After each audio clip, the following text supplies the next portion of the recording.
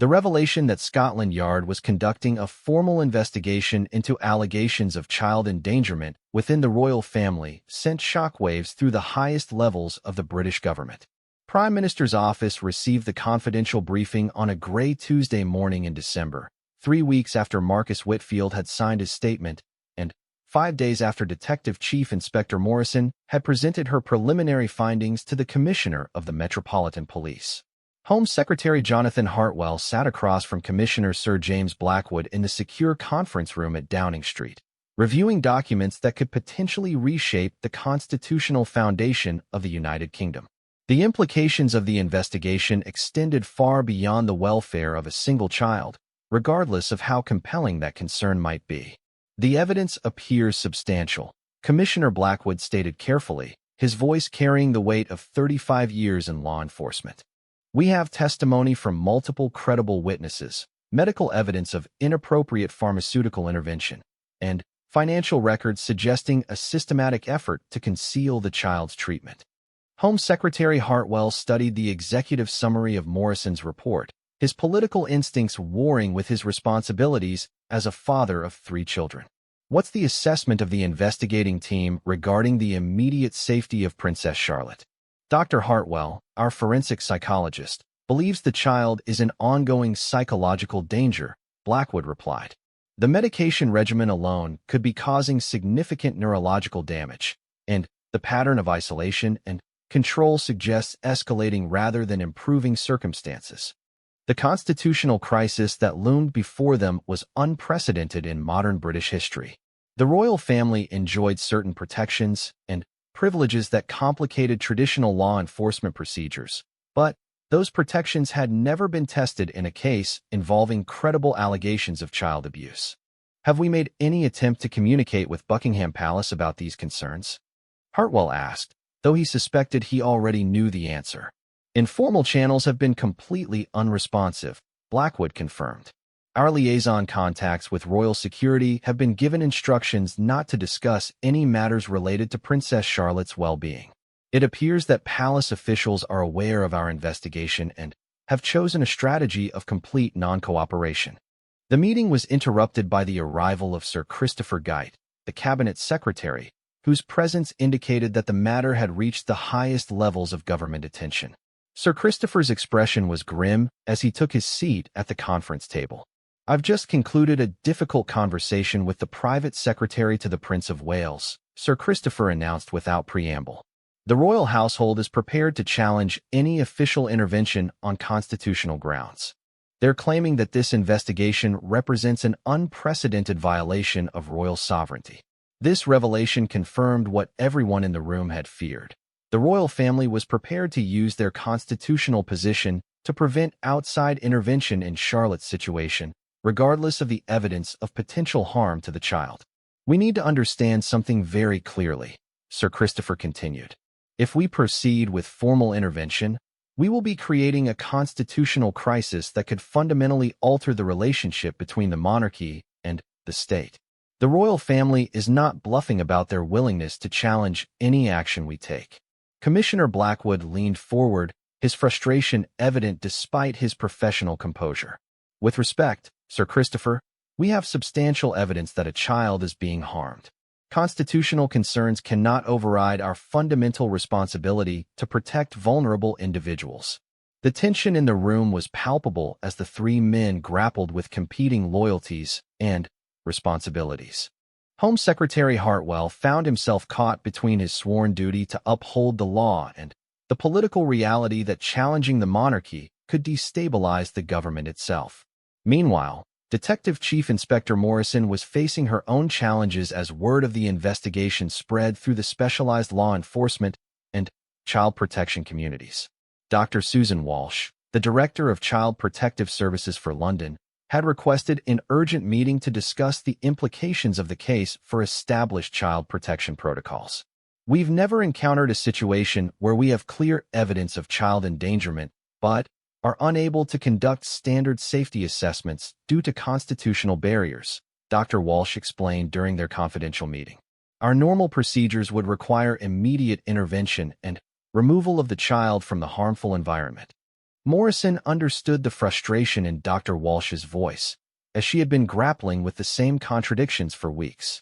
What options do we have for ensuring Charlotte's immediate safety while the constitutional issues are resolved? Frankly, very few, Dr. Walsh replied honestly. We could apply for emergency court orders, but those would certainly be challenged on constitutional grounds. We could request international intervention through child protection treaties, but that would create diplomatic complications that might make the situation worse for Charlotte rather than better. The complexity of the situation was compounded by the international attention the case was beginning to receive. Dr. Elena Rodriguez, a specialist in international child protection law who worked with the United Nations Committee on the Rights of the Child, had been quietly consulted about the legal framework for intervention in cases involving sovereign immunity. The international legal community has been following this situation closely, Dr. Rodriguez explained during a secure video conference with Morrison's expanded investigation team. While royal families enjoy certain protections under international law, those protections do not extend to situations involving serious harm to children. Dr. Rodriguez's analysis suggested that international pressure could potentially be brought to bear on the British government to ensure Charlotte's protection, but such intervention would require formal complaints through diplomatic channels and could take months or years to produce meaningful results. As the investigation entered its second month, new evidence continued to emerge that painted an increasingly disturbing picture of Charlotte's daily life. Dr. Martin Stevenson, a pediatric pharmacologist who had been asked to review the medication records obtained during the financial investigation, provided an alarming assessment of the drug regimen Charlotte had been receiving. The combination of medications this child has been given is not only inappropriate for her age and weight, but potentially dangerous, Dr. Stevenson reported during his expert testimony. Extended use of these particular anti-anxiety drugs in developing children can cause permanent neurological damage, including cognitive impairment and emotional regulation disorders. Dr. Stevenson's analysis revealed that Charlotte had been receiving adult-level dosages of several powerful psychoactive medications, suggesting that whoever was prescribing them was either grossly incompetent or deliberately attempting to keep the child in a chemically subdued state. These medication levels would be expected to produce significant sedation, confusion, and memory problems, Dr. Stevenson continued. A child receiving this regimen would have difficulty forming clear memories, expressing emotions appropriately, or developing normal coping mechanisms for stress and anxiety. This medical evidence provided crucial support for the testimonies of palace staff and protection officers who had described Charlotte's apparent disconnection and robotic behavior during public appearances. The medication was essentially being used to chemically control the child's ability to express distress or seek help. The investigation team also uncovered evidence of sophisticated surveillance and control measures that had been implemented around Charlotte's daily activities. Thomas Mitchell, a former royal communications officer who had been dismissed from his position after raising concerns about media management strategies, agreed to provide confidential testimony about the monitoring systems that had been established. Every interaction Princess Charlotte had with outside individuals was carefully documented and analyzed, Mitchell revealed during his recorded statement. Phone calls, conversations with staff, even her interactions with other children during official events were monitored and reported to a special committee within the Palace Communications Department. According to Mitchell's account, this surveillance had been justified as necessary security measures, but the actual purpose appeared to be identifying and suppressing any indication that Charlotte might be attempting to communicate her distress to outside individuals. We received specific instructions about managing Charlotte's public statements, Mitchell continued. If she made any comments that could be interpreted as requests for help or expressions of unhappiness, those portions of events were to be excluded from official records and media releases. The communications officer described an incident during a charity visit where Charlotte had been asked by a young patient how she dealt with feeling scared. Her response, that she tried to remember that scary feelings don't last forever and that tomorrow might be better, had been deemed problematic because it acknowledged that she experienced fear. The entire exchange was cut from official footage, and Charlotte was coached afterward about providing more appropriate responses to personal questions, Mitchell testified.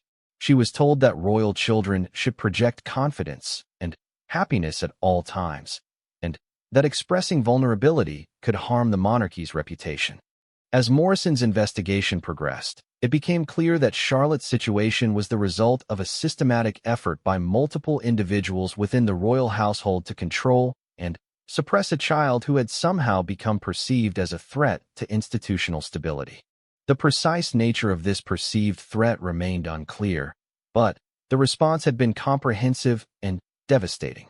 Dr. Hartwell's psychological analysis suggested that Charlotte's original anxiety and behavioral problems, which might have been relatively minor and easily treatable, had been dramatically worsened by the very interventions that were supposedly designed to help her. What we're seeing here is a textbook example of institutional gaslighting, Dr. Hartwell explained to Morrison's team.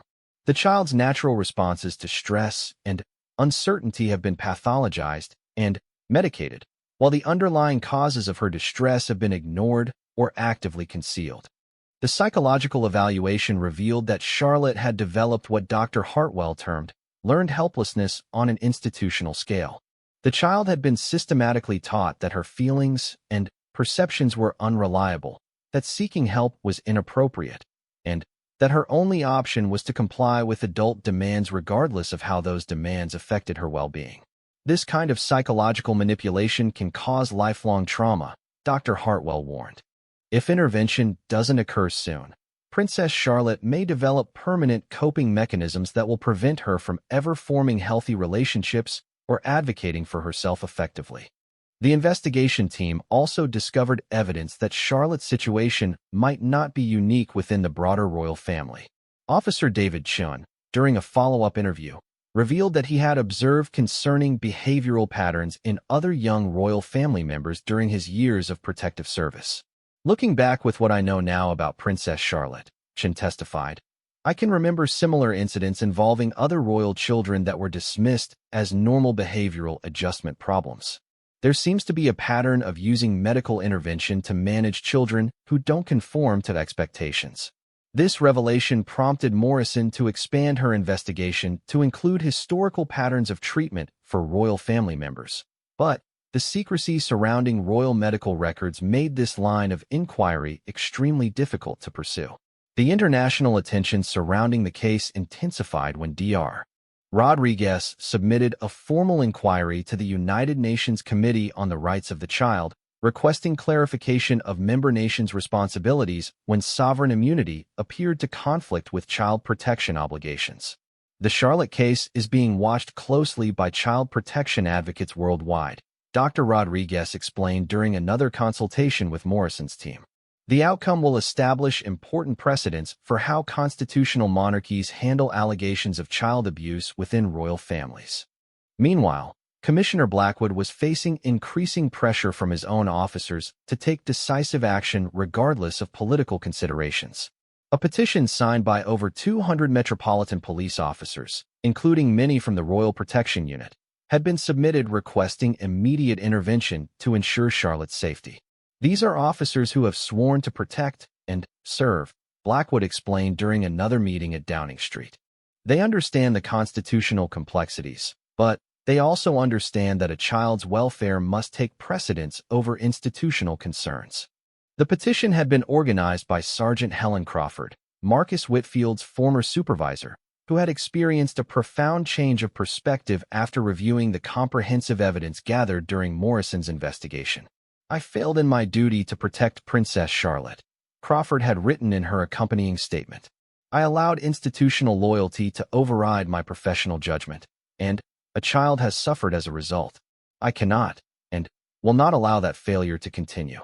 As the investigation approached its third month, the pressure for resolution was building from multiple directions. Media outlets, despite not yet having access to specific details of the investigation, were beginning to report on unusual activity surrounding royal security arrangements and speculating about potential problems within the royal household. The situation reached a critical point when Dr. Thompson, the pediatric neurologist who had been providing Charlotte's medication, contacted Morrison's team with urgent new information. Charlotte's symptoms had reportedly worsened significantly in recent weeks, and Dr. Thompson feared that continued medication without proper monitoring could result in serious medical complications. I cannot in good conscience continue to provide treatment without full medical supervision and coordination with other healthcare providers, Dr. Thompson stated during an emergency consultation. This child needs immediate comprehensive medical evaluation and potentially hospitalization to safely manage withdrawal from the current medication regimen. This medical emergency transformed the investigation from a complex constitutional issue into an immediate child protection crisis that demanded urgent action, regardless of political and legal complications. Morrison knew that the next phase of the investigation would require her to make decisions that could end her career and potentially trigger a constitutional crisis, but Charlotte's deteriorating condition meant that further delay was no longer possible. The evidence was clear, the medical danger was immediate, and the child's safety could no longer be subordinated to institutional protection and political convenience. The investigation into Marcus Whitfield's allegations began quietly, but word of the Royal Protection Officer's explosive claims spread quickly through the tight-knit community of Scotland Yard's specialist departments. Detective Chief Inspector Sarah Morrison had been chosen to lead the inquiry specifically because of her reputation for discretion and her experience handling sensitive cases involving high-profile individuals. Morrison's first task was to verify the credibility of Marcus's claims without alerting palace officials to the ongoing investigation. This required careful coordination with multiple departments and agencies that had various levels of interaction with royal security operations. The complexity of the situation was unprecedented in Morrison's 20-year career in law enforcement. Dr. Elizabeth Hartwell, a forensic psychologist who specialized in childhood trauma, was brought in to review Marcus's documented observations of Princess Charlotte's behavior.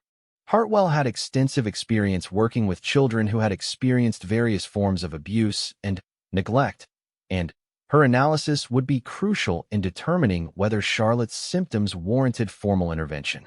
Based on the behavioral patterns described in Officer Whitfield's reports, Dr. Hartwell explained during a confidential briefing, "This child is exhibiting classic signs of complex post-traumatic stress disorder.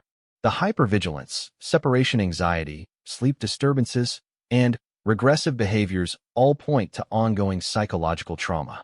Dr. Hartwell's assessment was particularly concerning because Charlotte's symptoms suggested not a single traumatic incident, but rather a pattern of sustained stress and fear. Children who display this constellation of behaviors have typically been exposed to chronic threats to their safety or well-being, she continued. The fact that she specifically mentioned being afraid of people who should protect her is extremely alarming. Morrison's team began conducting discreet interviews with other royal protection officers who had worked with Charlotte over the past 2 years. The pattern of secrecy surrounding these conversations was immediately apparent, as several officers initially refused to speak without explicit authorization from their superiors. However, when presented with the serious nature of the investigation and assurances about confidentiality, many began to share their own concerns. Officer Patricia Hughes, who had protected Charlotte during multiple public engagements, provided particularly troubling testimony. "I've been doing this job for 15 years, Hughes told Morrison during a recorded interview. "I've worked with dozens of royal family members, including other children. Charlotte's behavior is unlike anything I've ever seen." Hughes described an incident during a summer garden party at Buckingham Palace, where Charlotte had been scheduled to meet with representatives from various children's charities. "She started shaking uncontrollably about 30 minutes before the event," Hughes recalled. "When I asked if she was feeling ill, she told me she was scared because there would be so many people watching her." The officer had reported Charlotte's distress to the event coordinator, expecting the young princess would be given time to calm down or perhaps excused from the engagement altogether. Instead, Charlotte had been given what Hughes described as some kind of medication by a palace physician and told she needed to be brave for the camera. The medication seemed to calm her down, but she looked completely disconnected for the rest of the event, Hughes continued. "She smiled when she was supposed to smile and said the right words, but her eyes looked empty. It was like watching a little robot going through the motions." Similar accounts began emerging from other protection officers. James Mitchell described Charlotte's reaction to unexpected schedule changes, noting that even minor alterations to her routine could trigger episodes of panic or withdrawal. David Chun provided detailed testimony about the incident he had previously mentioned to Marcus, revealing that Charlotte's panic attack had been so severe that she had briefly lost consciousness. The family physician arrived within minutes, which suggested to me that this wasn't the first time something like this had happened, Chun testified. But instead of taking her to a hospital for proper evaluation, they treated her right there in the room and then told everyone present that we were not to discuss what we had witnessed. As Morrison's investigation progressed, a pattern of systematic concealment became evident. Multiple officers reported being instructed to omit certain incidents from their official logs, particularly those involving Charlotte's emotional distress or unusual behavior. Several had been reassigned or transferred after raising concerns about the young princess's well-being. The investigation team decided to expand their inquiry to include palace staff members who had regular contact with Charlotte outside of formal security arrangements. This proved more challenging, as household staff were bound by strict confidentiality agreements and faced potential criminal charges for unauthorized disclosure of private family information. However, Morrison's team was able to conduct informal conversations with several current and former staff members who were willing to speak anonymously. Their accounts painted an even more disturbing picture of Charlotte's daily life within the royal household. Maria Santos, a former housekeeping staff member who had worked in the family's private quarters for 3 years, described Charlotte's sleeping arrangements and nighttime behavior. "That little girl hardly ever slept through the night," Santos revealed during a carefully arranged meeting in a neutral location. "I would often find her wandering the corridors at 2 or 3 in the morning, looking terrified and confused." According to Santos, Charlotte had developed elaborate rituals around bedtime that seemed designed to help her feel safe. She would check and recheck that her bedroom door was locked, arrange her stuffed animals in specific protective formations around her bed, and keep a small flashlight hidden under her pillow in case the lights went out unexpectedly. "Sometimes I would hear her talking to herself in the middle of the night," Santos continued. "She would whisper the same phrases over and over, like she was trying to comfort herself or maybe practicing what to say if something bad happened." The former staff member also described Charlotte's relationship with food, which had become increasingly problematic over the months leading up to her departure from the royal household. "She was always suspicious of her meals," Santos explained. "She would ask who had prepared the food and watch the staff while they served it. Sometimes she would refuse to eat altogether, saying her stomach hurt or that she wasn't hungry." Dr. Hartwell's analysis of these accounts confirmed her initial assessment and raised additional red flags about Charlotte's psychological state. Food refusal and hypervigilance around meals can indicate that a child has experienced or fears poisoning, she explained to Morrison's team. "This is an extremely serious symptom that suggests the child believes they are in imminent danger from people within their immediate environment." The investigation team also discovered evidence of attempts to provide Charlotte with professional psychological support, but these efforts appeared to have been systematically undermined. Dr. Andrew Pemberton, a child psychiatrist who had been briefly retained by the royal family, agreed to speak confidentially about his experience attempting to treat Charlotte. "I was initially contacted by the palace in early spring of last year," Dr. Pemberton explained during a secure video conference with Morrison's team. "They told me that Princess Charlotte was experiencing some adjustment difficulties and requested a discreet evaluation and treatment plan." Dr. Pemberton had conducted 3 sessions with Charlotte before his services were abruptly terminated. "During our meetings, it became clear that this child was dealing with significant trauma," he continued. "She exhibited symptoms consistent with ongoing psychological abuse, including learned helplessness, emotional numbing, and a persistent belief that she was powerless to protect herself from harm." When Dr. Pemberton had attempted to develop a comprehensive treatment plan that included family therapy and environmental modifications to help Charlotte feel safer, he had been informed that his services were no longer needed. "They told me that the family preferred to handle the situation privately," he said. "I was strongly encouraged not to pursue any follow-up contact with the child or to discuss my findings with other professionals."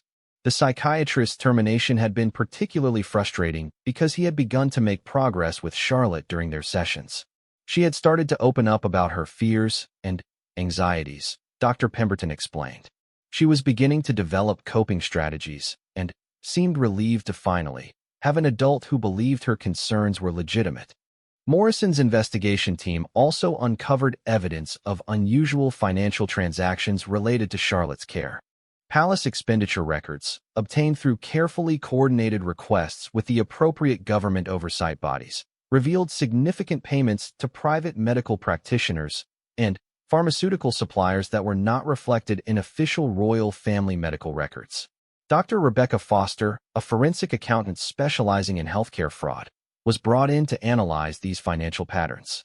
What we're seeing here is a systematic effort to provide medical treatment outside of normal channels, Dr. Foster explained. The payments suggest ongoing pharmaceutical interventions and private medical consultations that were deliberately kept off the official record. The financial analysis revealed that Charlotte had been receiving regular prescriptions for anti-anxiety medications and sleep aids over a period of nearly 18 months. These prescriptions were being filled by private pharmacies rather than through the royal family's usual medical providers, and the quantities suggested daily usage rather than occasional intervention for specific incidents. The medication regimen described in these records is extremely concerning for a child of Charlotte's age, Dr. Hartwell observed when presented with the financial evidence. These particular combinations of drugs can have serious side effects on developing brains, and they should only be used under carefully monitored conditions with regular psychological support. The investigation team's most significant breakthrough came when they were able to identify and interview Dr. Margaret Thompson, a pediatric neurologist who had been providing ongoing treatment for Charlotte under a confidentiality agreement that prevented her from discussing the case with other medical professionals or keeping standard medical records. Dr. Thompson initially refused to cooperate with Morrison's inquiry, citing her professional obligations and the legal agreements she had signed with the royal family. However, when presented with evidence of potential child endangerment and informed that her continued silence could constitute obstruction of justice, she agreed to provide limited testimony under strict confidentiality protections. "I want to be clear that I never intended to harm Princess Charlotte," Dr. Thompson stated during her recorded interview. "I was told that she was receiving comprehensive care from multiple specialists, and that my role was simply to provide specific neurological support for anxiety-related symptoms."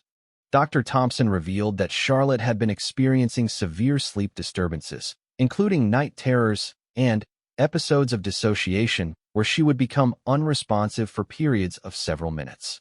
"The symptoms were consistent with trauma-induced neurological dysfunction," she explained.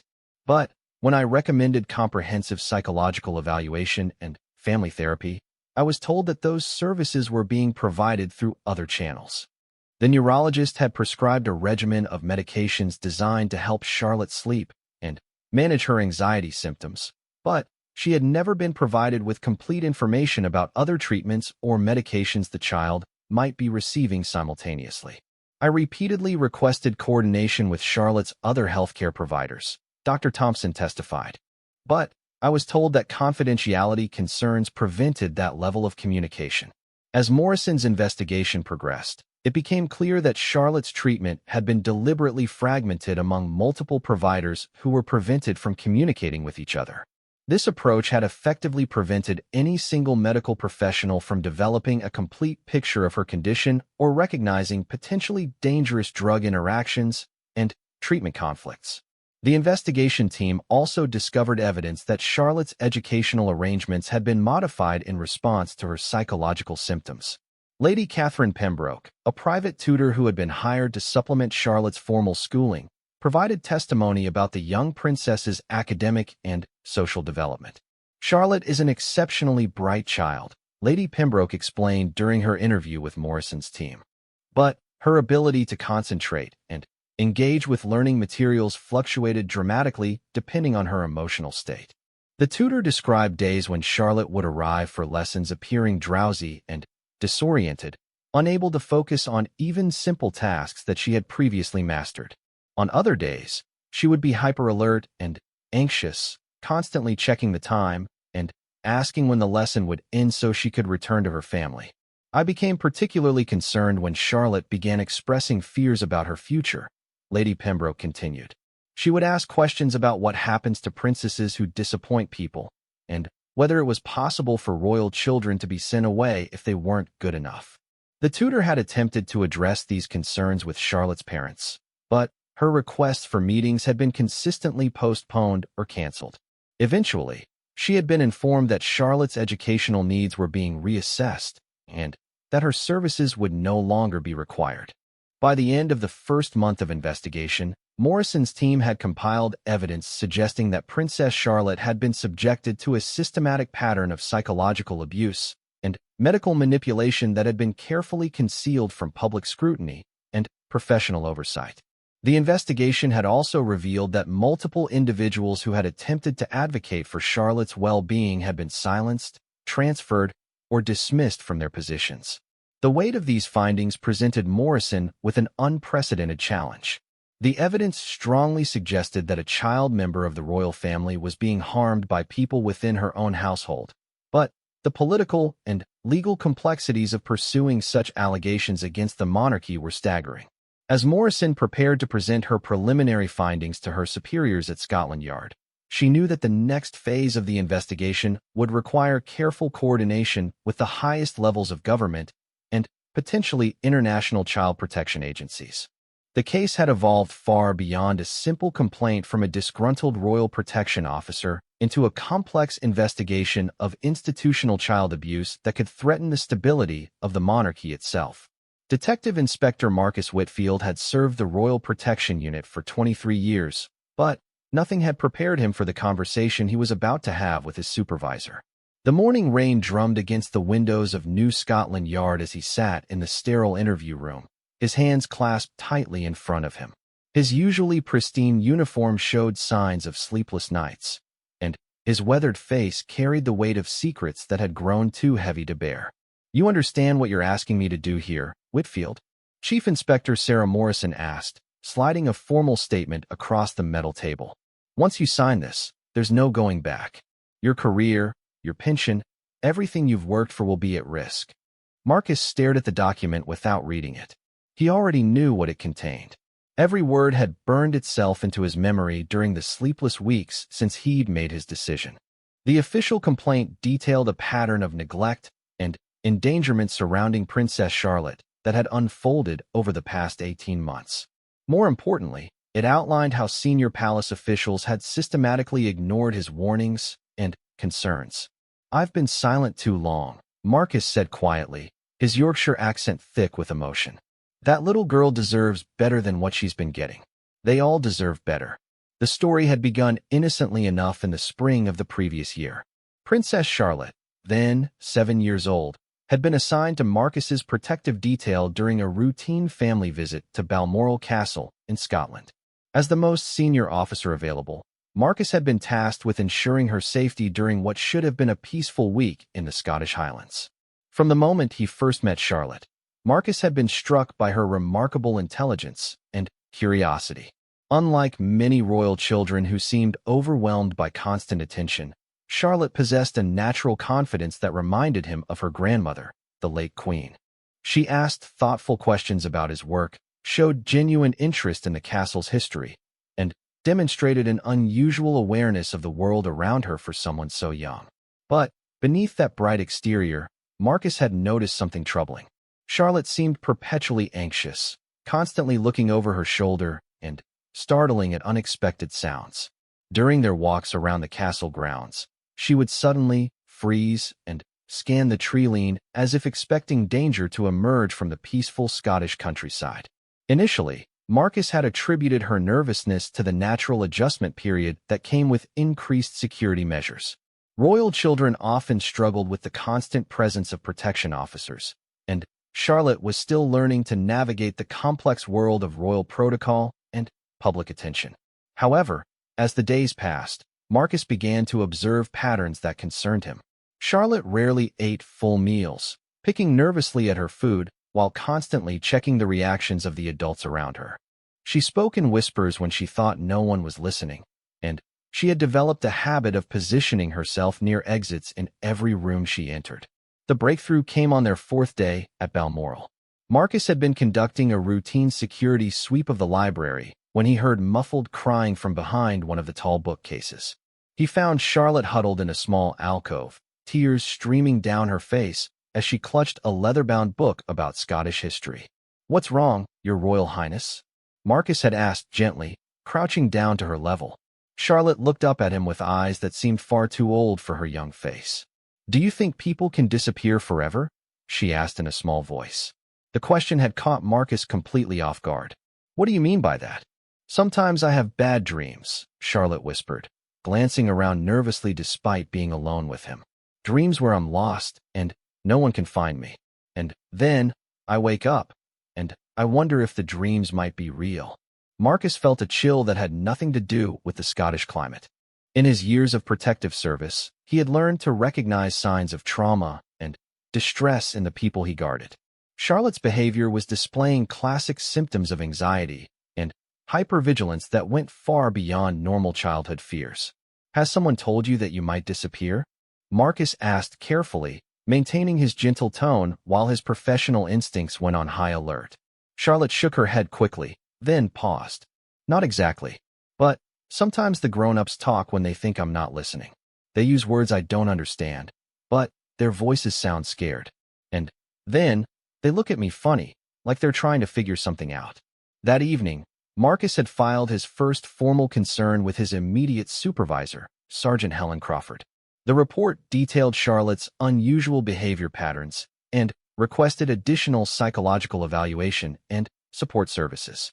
He had expected a swift response, given the sensitivity of protecting a young royal family member. Instead, his report had disappeared into the palace administrative system without acknowledgement. When he followed up after several days, Sergeant Crawford informed him that his concerns had been noted but that no further action was deemed necessary.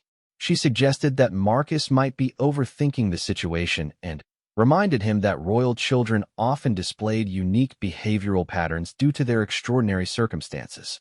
Unsatisfied with this response, Marcus had begun documenting his observations more carefully. He noted Charlotte's sleep patterns, her eating habits, her interactions with family members and staff, and her emotional responses to various situations.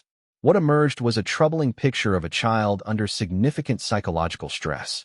During a family dinner at Balmoral, Marcus observed Charlotte's reaction when her father, Prince William, received an urgent phone call that required him to step away from the table. The moment William left the room, Charlotte's breathing became rapid and shallow. She pushed her plate away and began scanning the room with the same hypervigilant behavior Marcus had noticed during their walks. When William returned 20 minutes later, Charlotte's relief was palpable. She immediately moved closer to her father and spent the rest of the evening staying within arm's reach of him. To casual observers, this might have seemed like normal child behavior, but Marcus recognized the signs of separation anxiety and abandonment fears. The situation escalated during their final night at Balmoral. Marcus was conducting his routine evening security check when he heard Charlotte's voice coming from the family wing of the castle. She was speaking to someone on what sounded like a phone call, but her tone was urgent and frightened. Moving closer to investigate, Marcus could hear fragments of the conversation. Charlotte was describing her location in the castle and asking someone to please come get me soon because she was scared something bad was going to happen. The call ended abruptly when she heard footsteps in the corridor, and Marcus watched through a slightly open door as Charlotte quickly hid the phone under her mattress. This discovery had prompted Marcus to file a second, more detailed report. This time, he specifically requested an investigation into Charlotte's communication patterns and recommended immediate counseling services. He also suggested enhanced security measures and closer monitoring of her interactions with all palace staff and family members. Again, his report had been acknowledged but not acted upon. Sergeant Crawford had scheduled a brief meeting with Marcus upon their return to London, during which she informed him that his observations were appreciated but that the royal family preferred to handle Charlotte's emotional well-being through private channels. "The family is aware of the princess's adjustment challenges," Crawford had explained in her crisp, professional manner. They have their own support systems in place, and they've requested that security personnel focus solely on physical protection rather than psychological monitoring. Marcus had left that meeting feeling deeply frustrated and concerned. His 2 decades of experience had taught him that physical protection and emotional well-being were inseparably linked, especially when it came to protecting children. A child in psychological distress was more likely to make impulsive decisions that could compromise their safety, and overlooking emotional warning signs could lead to serious security vulnerabilities. Over the following weeks, Marcus had attempted to address his concerns through unofficial channels. He spoke with other protection officers who had worked with Charlotte, hoping to gather additional perspectives on her behavior. What he discovered only intensified his worries. Officer James Mitchell, who had been part of Charlotte's detail during a summer visit to Sandringham, reported similar observations about her anxiety and hypervigilance. Officer Patricia Hughes, who had protected Charlotte during several public appearances, noted that the young princess seemed to be constantly scanning crowds for threats, displaying behavior more typical of adults who had experienced trauma. Most concerning was a conversation with Officer David Chun, who had been present during a private family gathering where Charlotte had suffered what appeared to be a panic attack. According to Chin's account, Charlotte had become overwhelmed during a seemingly innocent family discussion about upcoming travel plans and had experienced difficulty breathing, sweating, and disorientation. The family physician was called. Chin had told Marcus quietly during a coffee break. But when he arrived, they sent all security personnel away. We weren't allowed to know what happened or whether she received proper medical attention. These conversations had convinced Marcus that Charlotte's situation was more serious than palace officials were willing to acknowledge. The pattern of secrecy and dismissal surrounding his concerns suggested that powerful people were actively working to suppress information about the young princess's well-being. As autumn progressed, Marcus had noticed that Charlotte's public appearances had become less frequent and more carefully controlled. When she did appear at official events, she seemed subdued and withdrawn, a stark contrast to the bright, curious child he had first met at Balmoral. Her smiles appeared forced, and she rarely made eye contact with crowd members or media representatives. The turning point had come during a November visit to a children's hospital in London. Charlotte had been scheduled to meet with young patients and participate in a charity event supporting pediatric mental health services.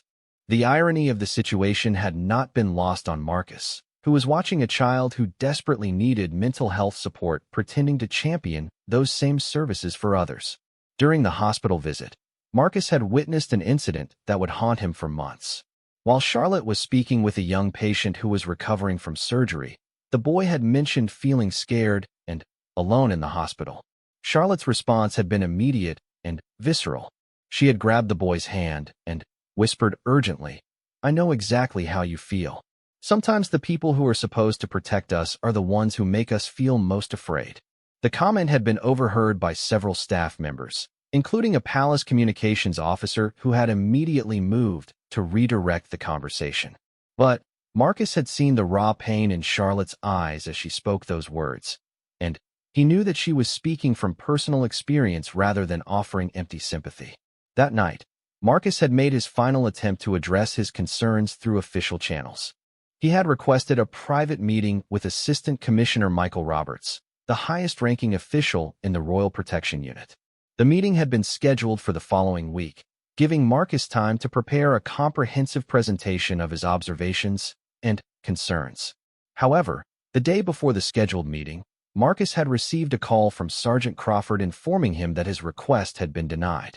Furthermore, he was being reassigned to protective duties for a minor royal cousin who rarely made public appearances.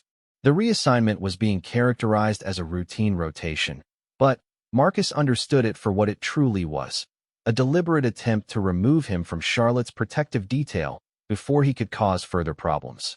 The reassignment had been the final straw for Marcus.